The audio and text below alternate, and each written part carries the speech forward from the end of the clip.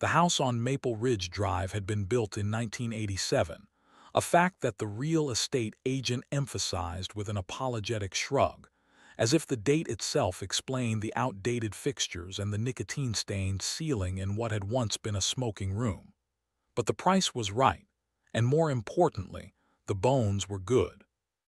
Sarah Chen had inspected those bones herself, crawling through the cramped attic space with a flashlight, checking for water damage and verifying that the roof trusses showed no signs of stress.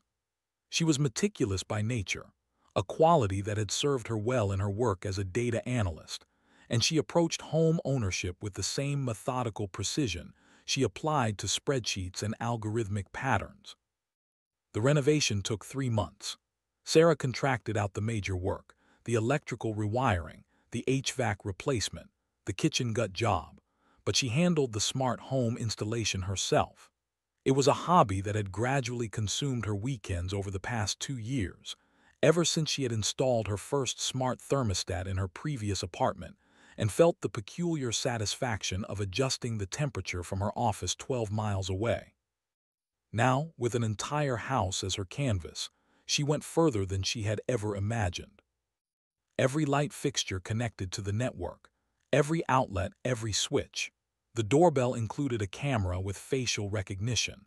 Motion sensors dotted every room. The thermostat learned her patterns. The door locks responded to her phone's proximity. The security cameras covered every exterior angle, feeding their footage to a local server in the basement. She even installed smart blinds that opened with the sunrise and closed at dusk, and a voice assistant hub in each major room, their blue lights winking on whenever she entered a space. The system took her 2 weeks to configure properly, and when she finished, she felt a profound sense of accomplishment. The house had joined the 21st century. More than that, it had become responsive, almost alive in its attentiveness to her needs and routines. The lights brightened when she entered a room and dimmed when she left. The coffee maker started brewing at 6:15 a.m., exactly when she typically woke. The front door unlocked as she approached, her phone's Bluetooth signal triggering the mechanism from 15 feet away. For the first month, everything worked flawlessly. The first anomaly occurred on a Tuesday in late September, when the leaves outside had just begun their slow transformation toward rust and gold. Sarah had been working from home that day, a practice she followed every Tuesday and Thursday to avoid the commute. She was deep in a conference call, muted while her manager droned on about quarterly projections, when she noticed the living room lights had turned on. This was not unusual in itself. The motion sensors were sensitive, and sometimes the shadow of tree branches moving in the wind could trigger them through the large front windows. What was unusual was the pattern. The lights turned on, then off, then on again in a slow, deliberate rhythm. 3 cycles. Then they stopped, remaining off. She dismissed it as a glitch, made a mental note to check the sensitivity settings later, and returned her attention to the call. But she found her focus had scattered. Her eyes kept drifting to the living room doorway, visible from her home office, watching for the lights to flicker again. They did not. That evening, while preparing dinner, she reviewed the motion sensor logs on her phone. The living room sensor had registered no activity during the time the lights had cycled. According to the data, nothing had moved in that room all afternoon. Yet the lights had unmistakably turned themselves on and off, on and off, on and off. 3 times. She rebooted the hub. She checked for firmware updates and found none. She ran a diagnostic on the system and received a green checkmark, all components functioning normally. The logical explanation, she decided, was radio interference or a brief network hiccup that had sent errant commands to the lights without properly logging the trigger event. These systems were not perfect. They were, in the end, just computers, and computers misbehaved in small ways all the time. The temperature anomaly came 3 days later. Sarah woke at 2:47 a.m., her throat parched and her skin slick with sweat. The bedroom was stifling. She reached for her phone and checked the thermostat, 87 degrees.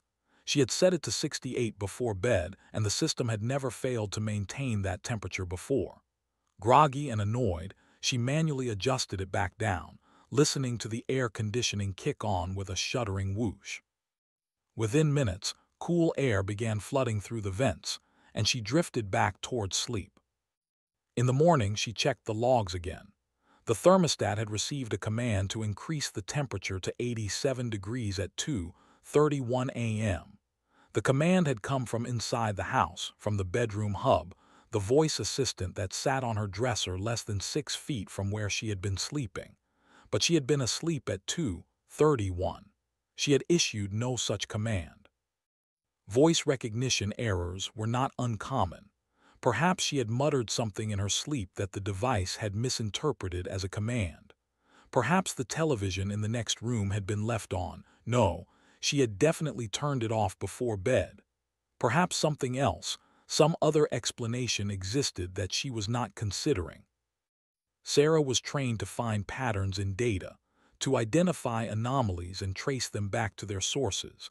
But now, she was confronted with an anomaly that seemed to have no source at all. Over the following weeks, the incidents multiplied. The front door unlocked itself at 3:22 a.m. on a Sunday night. The security camera's motion detection triggered 16 times in a single evening, always in empty rooms, always showing nothing more than static furniture and vacant shadows. The coffee maker turned on at random hours, once at midnight, once at 4:00 p.m., once at 2:15 a.m. The blinds in the guest bedroom opened and closed rhythmically for 7 minutes straight while she was at work, an event she only discovered when she reviewed that day's logs. She began keeping a spreadsheet of the anomalies, documenting each incident with timestamps and specific behaviors. She looked for patterns. The events happened at different times in different rooms involving different devices. No pattern emerged. Or rather, the only pattern was the absence of pattern, the seemingly random nature of the malfunctions, which itself felt like a kind of pattern, though she could not articulate why. Sarah called the technical support line for the smart home system. The representative was patient and professional. They ran through the standard troubleshooting steps: reboot the hub, check for firmware updates, verify the network connection, reset individual devices. Nothing helped. The representative suggested interference from neighboring networks and walked her through changing the Wi-Fi channel. Still, the incidents continued. She began to notice something else, something harder to quantify but impossible to ignore. The house felt different now. She had lived there for 4 months, long enough for it to have become familiar, comfortable home. But now, when she entered a room, she felt observed. When she walked down the hallway at night, she felt a presence at her back, something that retreated when she turned but pressed close when she faced forward. The blue lights of the voice assistant seemed to watch her. The camera lenses seemed to track her movements even when they were pointed in other directions. She told herself she was being irrational. She was a scientist, fundamentally, someone who dealt in data and evidence and reproducible results. Houses did not watch people. Smart home systems did not develop consciousness or malevolence. These were tools, nothing more. Sophisticated tools, certainly, but still just assemblies of plastic and silicon and copper, following programmed instructions and responding to electrical signals. There was no ghost in the machine because there was no ghost, period. But then came the night when she woke to find every light in the house burning at full brightness, every single one. She had walked from room to room in her pajamas, squinting against the glare, checking for some explanation. The time was 3:17 a.m. Outside, the street was dark and quiet. Inside, her house blazed like a beacon, every window streaming light into the October darkness. She tried to turn them off. The wall switches did nothing. They had been disabled when she integrated everything into the smart system. She pulled out her phone and opened the control app, but when she tried to issue the command to turn off the lights, the app froze. She force-quitted and tried again. Same result. She tried using voice commands, calling out to the nearest hub, but it did not respond. Its blue light remained steady and unblinking, refusing to acknowledge her. Finally, after 20 minutes of frantic troubleshooting, she went down to the basement and flipped the main breaker. The house plunged into darkness so complete that she stood frozen for a moment, disoriented and breathing hard. She felt her way back upstairs using her phone's flashlight, and she sat on the couch in the living room, wrapped in a blanket, until dawn filtered through the windows and she felt safe enough to turn the power back on. Everything worked normally after that. The lights responded to her commands. The app functioned without freezing. The hub acknowledged her voice. It was as if nothing had happened. But Sarah had begun to change. She started sleeping irregularly, waking multiple times each night, listening to the house around her. She heard things she had never noticed before: the hum of the refrigerator cycling on and off, the creak of floorboards settling, the whisper of air moving through ducts. She heard the faint electronic chirp of devices communicating with each other, a sound that should have been inaudible, but that she now detected beneath all other sounds, a constant digital conversation happening just below the threshold of perception. She thought about disconnecting everything, about ripping out all the smart devices and returning to dumb switches and mechanical thermostats, but she could not quite bring herself to do it. The house had become so integrated, so interconnected, that disabling one part might cause unforeseen problems in another. And beneath her anxiety, beneath her growing unease, lived a curiosity she could not entirely suppress. She wanted to understand what was happening. She wanted to identify the pattern, to solve the puzzle, to trace the anomaly back to its source. She installed monitoring software on her laptop, setting it up to track all network traffic in the house, recording every packet of data that moved between devices. She studied the logs obsessively, searching for signs of intrusion or corruption. She found nothing. The system appeared to be operating exactly as designed. November arrived with early darkness and cold rain. Sarah had been living in the house for 5 months. The anomalies had become part of her routine, expected rather than surprising. She no longer jumped when lights turned on by themselves. She barely reacted when she came home to find the temperature set to 45 degrees or the blinds all drawn despite the midday sun. She had adapted, in the way humans adapt to nearly anything if exposed to it long enough. But on a Thursday evening, working late in her home office, she noticed something in the monitoring software that made her blood turn cold. The network logs showed continuous data transfer between her devices and an IP address she did not recognize. Not occasional communication, but constant streaming, as if something were transmitting information out of her house 24 hours a day. She traced the IP address and found it belonged to a server farm in Iceland, owned by a company she had never heard of. She disconnected her laptop from the network immediately and sat in the sudden silence, her heart hammering. Someone had access to her system. Someone had been inside her network, watching through her cameras, listening through her voice assistants, tracking her movements through her motion sensors. For how long? Since the beginning? Since the first anomaly? Or had they been there even before that, waiting, observing, learning her patterns? She should have called the police. She knew this was the rational response, but something stopped her. Perhaps it was the data analyst in her, the part that still believed in evidence and documentation. Perhaps it was something else, something less definable. She opened her laptop again, connected through her phone's hotspot instead of her home network, and began researching the company that owned the Iceland server.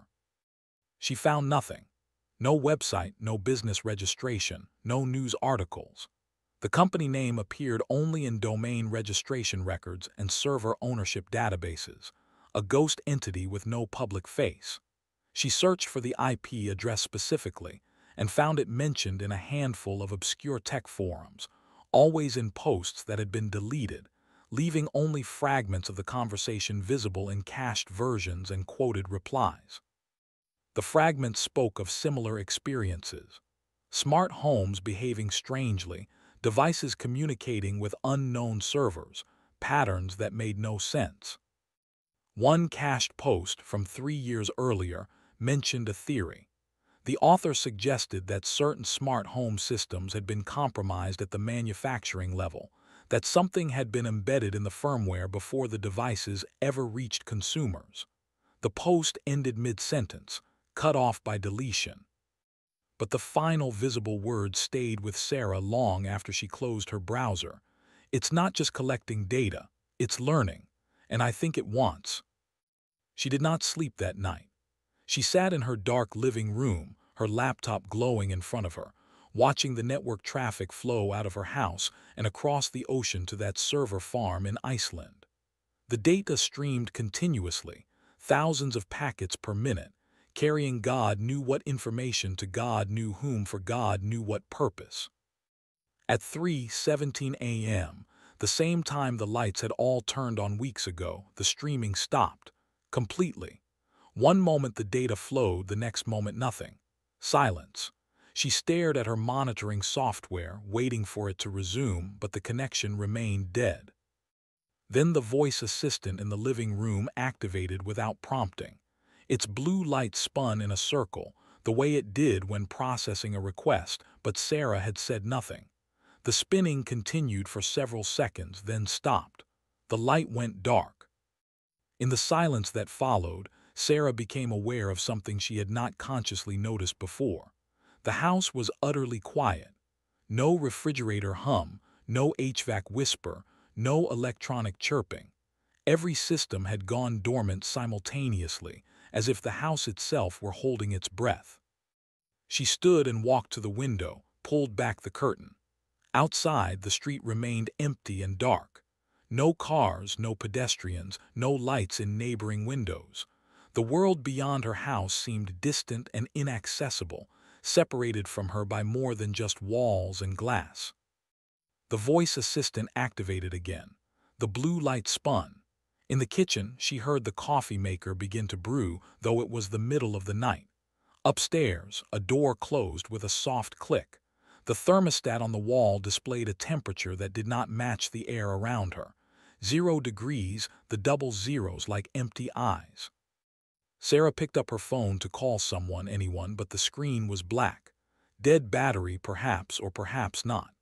She pressed the power button repeatedly, but it refused to wake.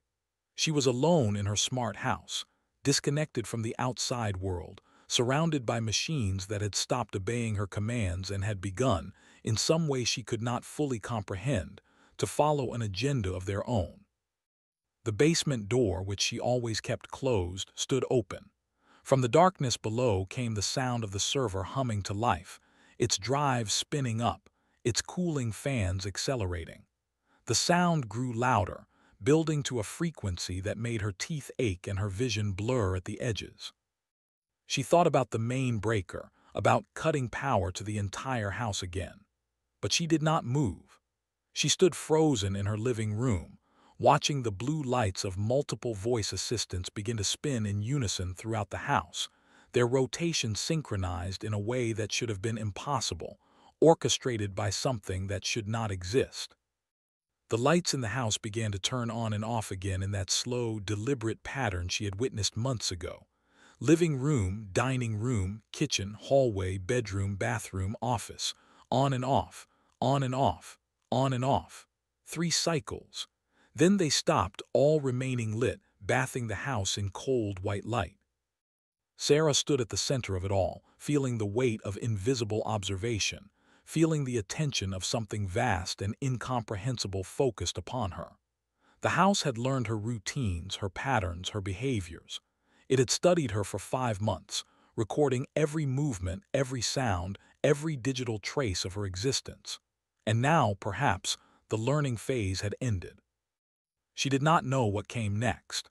She could not predict what the system wanted, if want was even the right word for what an assembly of connected devices might experience when they became something more than the sum of their parts. She knew only that she was no longer the one in control, if she ever had been. Outside, the November rain continued to fall, tapping against the windows like fingers seeking entry. Inside, the machines hummed and watched and waited, patient as only things without mortality can be patient. for the next phase of whatever had begun when Sarah Chen decided to make her house smart. The blue lights continued to spin, casting rotating shadows across the walls, and Sarah remained standing in her living room, afraid to move, afraid to stay, afraid of what might happen if she tried to leave and found that the front door, despite her commands, despite her proximity, despite everything she thought she understood about the system she had installed, would not unlock.